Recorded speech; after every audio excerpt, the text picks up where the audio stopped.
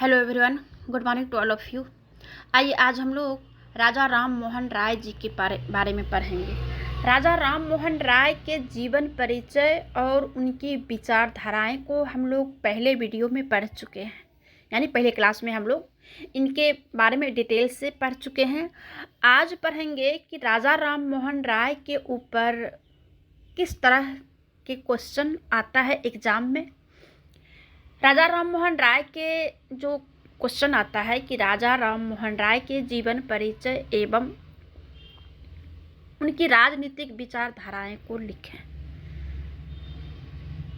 क्योंकि पहले जो वीडियो है राजा राम मोहन राय के ऊपर, उसमें सारे क्वेश्चंस को हमने लिख करके दिया है। जितने प्रकार का भी क्वेश्चन आता है राजा राम मोहन राय के ऊपर, वो सारे क्वेश्चंस हम जो है पहले वीडियो में आप लोगों को दे चुकी हूँ। आप वहाँ से राजनीति के बारे में किस प्रकार से क्वेश्चन आता है वो पहले वीडियो में वहाँ से आप लोग लिख लेंगे। आज हम राजनीतिक विचार के बारे में डिटेल से सिर्फ पढ़ाएंगे। राजा राम मोहन राय के राजनीतिक विचार। राजा राम मोहन राय मुख्य रूप से तो धार्मिक एवं सामाजिक सुधारों में ही लगे रहे। उनका जो मेन पर्पस था, उनका जो मेन उद्देश्य था, वो धार्मिक और समाज को सुधार करने में थे। लेकिन उनके विचारों का प्रभाव राजनीतिक क्षेत्र पर भी पड़ा, जिस वजह से किसी भी एग्ज़ाम में पॉलिटिकल साइंस के जितने प्रकार का एग्ज़ाम होता है, वो ग्रेजुएशन लेवल हो या एमए लेवल हो या फिर इंटर लेवल, तो उसमें जो है राजनीति के विचार के बारे में जो है पूछा जाता है। क्योंकि इन्होंने जो भी काम किए समाज को सुधार में या फिर धर्म के क्षेत्र में या शिक्षा के क्षेत्र में, तो इनका जो है विचार राजनीति को भी प्रभावित करता है। तो इसीलिए एग्जाम में आ जाता है कि राजा राम मोहन राय के राजनीतिक विचार को लिखें या वर्णन करें। तो मानवीय आदर्श और जन्मजात अधिकार तथा समानता, स्वतंत्रता और बंधुत्व उनके प्रिय विषय थे। ये यहाँ पे टाइप मिस्टेक हो गया है, बंधुत्व होगा। इन सभी के संबंध में उनके अपने विचार थे और सभी के रक्षार्थ उन्होंने प्रयत्न भी किए थे। यानी कि राजा राम मोहन राय का जो मानना था कि समानता, स्वतंत्रता, समानता भी हो, स्वतंत्रता हो और बंधुत्व, उनका जो मेन जो विषय थे, प्रिय विषय थे, ये सारे थे। और यही सारे विषय के संबंध में उनके जो अपना विचार है, ये सारा उनका अपना विचार था। और सभी के रक्षा के क्षेत्र में भी, सभी के रक्षा के लिए भी उनका प्रयत्न हमेशा रहता था। सक्रिय राजनीति में भाग लेने के लिए उनके पास समय नहीं था, लेकिन उनका व्यक्तित्व, पर्सनालिटी जो है, उनके कार्य ऐसे महान थे कि राजनीतिक मान्यता, विचार और प्रचलित व्यवस्था पर उनका प्रभाव पड़े बिना नहीं रह सका। उनके राजनीतिक विचार निम्नलिखित प्रकार से है। मतलब राजा राम मोहन राय जी के ऊपर जब राजनीतिक विचार आता है तो ऐसा नहीं है कि वो नेता बनना चाह रहे थे या नेता मतलब कि लीडर्स थे। उनका जो विचार था, उनका जो व्यक्तित्व था, उनकी जो राजनीतिक मान्यताएं थी और जो उस समय प्रचलित जो व्यवस्था था, उसके ऊपर उनका विचारों का प्रभाव पड़ता था। कैसे प्रभाव पड़ता था, आइए हम इसे जानते हैं। पहला जो है कि व्यक्तित्व तथा राजनीतिक स्वतंत्रता का प्रतिपादन, यानी व्यक्तिगत और राजनीतिक स्वतंत्रता का उन्होंने आह्वान किया था। राजा राम मोहन राय व्यक्तिक स्वतंत्रता के प्रबल समर्थक थे, यानी प्रत्येक व्यक्ति जो है स्वतंत्र होना चाहिए, जिसका उन्होंने समर्थन करते थे। जॉन लॉक पेन की भांति उन्होंने भी प्राकृतिक अधिकारों की पवित्रता को स्वीकार किया। जो प्राकृतिक अधिकार, जो नेचुरल राइट्स है, उसकी जो पवित्रता है उसे उन्होंने स्वीकार किया, जो कि लॉक और थॉमस पेन ने भी स्वीकार किया था। राजा राम मोहन राय ने जीवन, स्वतंत्रता और संपत्ति के प्राकृतिक अधिकारों के साथ व्यक्ति के नैतिक अधिकारों का भी समर्थन किया था। ये आगे जब ये ग्रेजुएशन में जब पार्ट 3 क्लास आता है, बीए पार्ट 3, तो उसमें जॉन लॉक को पर्सनल पढ़ना पड़ता है। जॉन लॉक के बारे में भी 2-3 क्वेश्चन आता है। तो जॉन लॉक का जो मेन जो विचार था वो जीवन, स्वतंत्रता और संपत्ति के प्राकृतिक अधिकारों के जो है प्राकृतिक अधिकारों का उन्होंने समर्थन किया था। वही बात यहाँ पर राजा राम मोहन राय भी समर्थन करते हैं। लेकिन अधिकारों तथा स्वतंत्रता की व्यक्तिवादी धारणा के समर्थक होते हुए भी राजा राम मोहन राय चाहते थे कि समाज में सुधार हो और शैक्षिक पुनर्निर्माण के लिए राज्य को कानून बनाना चाहिए। यानी उस समय तो ब्रिटिशर्स का जो रूल था, तो वो अपने अनुसार से उनका रूल था, अपने अनुसार से वो कानून बनाते थे, कानून भी था और फिर जो भी रूल रेगुलेशन था वो ब्रिटिशर्स के अनुसार ही था। तो राजा राम मोहन राय जी का कहना था कि समाज में सुधार हो और जो शैक्षणिक संस्थान है या जो कानून है उसमें जो है पुनर्निर्माण होना चाहिए, तभी जो है आगे देश बढ़ेगा। दूसरा जो है प्रेस तथा विचार अभिव्यक्ति की स्वतंत्रता। राजा राम मोहन राय ने प्रेस को भी स्वतंत्र कहा है। प्रेस को स्वतंत्र रहना चाहिए और लोगों के जो विचार है, विचार को अभिव्यक्त करने की भी स्वतंत्रता होना चाहिए। ये राजनीतिक विचार के क्षेत्र में ये दूसरा पॉइंट है। राजनीतिक विचार के क्षेत्र में कि प्रेस तथा विचार अभिव्यक्ति की स्वतंत्रता संबंधी विचार, ये दूसरा पॉइंट है राजा राम मोहन राय जी का।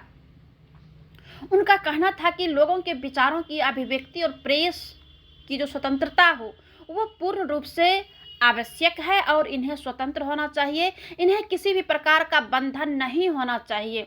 उन्होंने भी, राजा राम मोहन राय ने भी बंगला पत्र संवाद कौमुदी का संपादन, जो कि प्रथम था, 1819 ईस्वी में स्वयं उन्होंने ही किया था, इसका प्रतिपादन किया था। फिर उसके बाद 1822 में उन्होंने मिरात उल अखबार नाम से एक फारसी पत्र का भी प्रकाशन किया था। ये ऑब्जेक्टिव में भी आता है कि संवाद कौमुदी का संपादन किस वर्ष किया गया और किसने इसका प्रतिपादन किया, तो 1819 ईस्वी में राजा राम मोहन राय के द्वारा। फिर उसके बाद 1822 ईस्वी में मिरात उल अखबार जो आता है, तो ये भी आता है कि किसने प्रकाशित किया था, तो फिर ये भी जो है राजा राम मोहन राय ने, लेकिन फारसी में। लेकिन अब तक ब्रिटिश सरकार इस संबंध में सतर्क होकर सोच विचार कर चुकी थी। क्या 1823 ईस्वी में यह घोषणा की गई कि बिना सरकार की पूर्व आज्ञा के कोई भी समाचार पत्र प्रकाशित नहीं किया जा सकता। यही विचार किया कि उन्होंने जो है एक अपना रूल लाद दिया कि कोई भी सरकार के अनुमति के बिना कोई भी समाचार पत्र प्रकाशित नहीं करेगा। लेकिन राजा राम मोहन राय साधारण व्यक्ति नहीं थे, उन्होंने एक स्मरण पत्र तैयार किया और कलकत्ता के प्रतिष्ठित लोगों के उस पर हस्ताक्षर कराकर सुप्रीम कोर्ट में इस घोषणा के विरुद्ध उसे प्रस्तुत किया। किसे प्रस्तुत किया? जो ब्रिटिशर्स ने ये रूल लादा कि बिना सरकार के पूर्व अनुमति के आप किसी भी प्रकार के समाचार पत्र को प्रकाशित नहीं कर सकते हैं। इसी के विरोध में राजा राम मोहन राय जी ने सुप्रीम कोर्ट में प्रतिष्ठित लोगों से हस्ताक्षर करा करके उसके विरुद्ध प्रस्तुत किया। साथ ही उसकी एक प्रतिलिपि ब्रिटिश सम्राट के पास भी भेजा, यानी इंग्लैंड भी भेजा, परंतु उसे स्वीकृत ना मिलनी थी, ना मिली। इस प्रकार हम देखते हैं कि राजा राम मोहन राय ने भारतीय पत्रकारिता की नींव डाली। ठीक है, इतना ही काफ़ी है एग्जाम के लिए, बाकी इसे डिटेल से नॉलेज के लिए जो है आप पढ़ सकते हैं। तीसरा जो पॉइंट है वो न्यायिक व्यवस्था है। राजा राम मोहन राय ने न्याय के क्षेत्र में कैसी व्यवस्था दी थी, ये भी राजनीतिक विचार के अंतर्गत आता है। राजा राम मोहन राय ने भारत की न्यायिक व्यवस्था में सुधार की आवश्यकता पर बल दिया।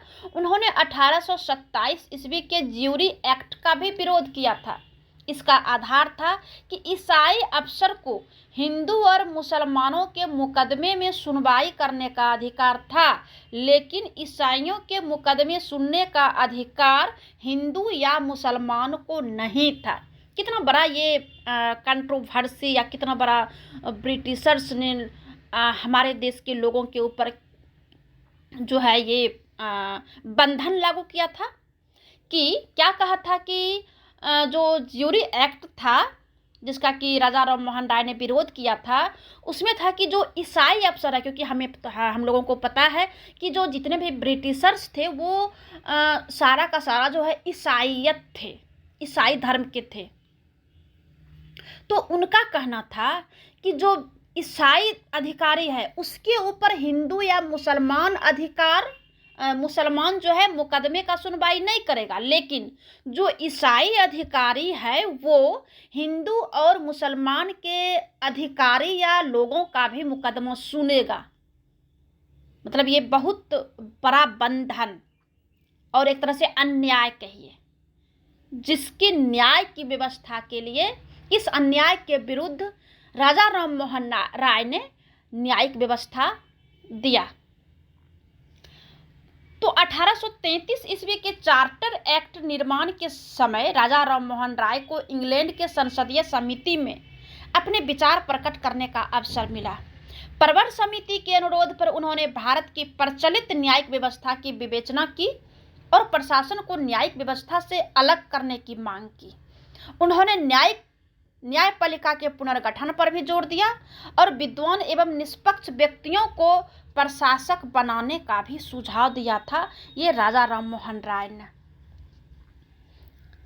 एक और जो पॉइंट्स है, ये चौथा पॉइंट्स है, इसमें प्रशासन एवं राजस्व संबंधी विचार दिया था राजा राम मोहन राय ने। प्रशासनिक व्यवस्था कैसा होना चाहिए और जो राजस्व संबंधी विचार है, क्योंकि ये वर्ड से पता चलता है कि जब राजा राम मोहन राय जी प्रशासन और राजस्व संबंधी विचार दिए हैं तो जाहिर है कि प्रशासन के मामले में भी जो है वो ज़्यादा जो है भारतीय लोगों के ऊपर कुछ अन्याय ही करता होगा और राजस्व संबंधी मामले में भी जो है कुछ गलत नियम कानून ही होगा, जिसके वजह से राजा राम मोहन राय ने प्रशासन और राजस्व संबंधी अपना विचार दिया। तो आइए हम जानते हैं कि किस प्रकार का प्रशासन था और किस प्रकार का राजस्व व्यवस्था था।